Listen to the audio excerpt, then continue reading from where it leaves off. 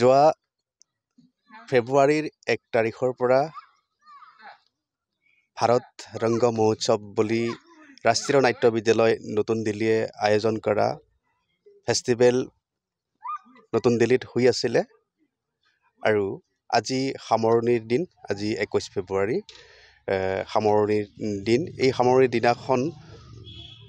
ভাৰতৰ সকলো নাট্য গোষ্ঠীকে তথা যিসকল নাট্যগোষ্ঠীয়ে ভাৰত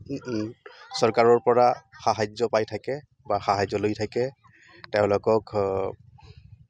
NSDৰ পৰা আমাক অনুৰোধ জনাইছিলে যে আজিৰ তাৰিখত এখনি 20 মিনিটৰ নাটক কৰিব লাগে আৰু সেই মৰ্মে আমি আজি এখন নাটক নিবেদন কৰিলোঁ নাটকখনৰ নাম আছিলে বাসুদৈৱ কুটুম্বকম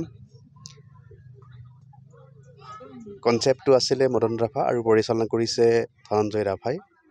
অৱশ্যে এই নাটকখনিৰ থিম তেওঁলোকে আমাক দিছিলে বাসুদৈৱ কুটুম্বকম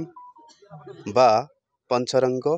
নতুবা বিকশিত ভাৰত এই তিনিটা থিমৰ ভিতৰত আমাক আজিৰ নাটখন নিবেদন কৰিবলৈ দিয়া হৈছিলে আমি নিৰ্বাচন কৰিছিলোঁ বাসুদৈৱ কুটুম্বকম সেই মৰ্মে আজি 20 মিনিটৰ নাটকখন আজি নিবেদন কৰিলোঁ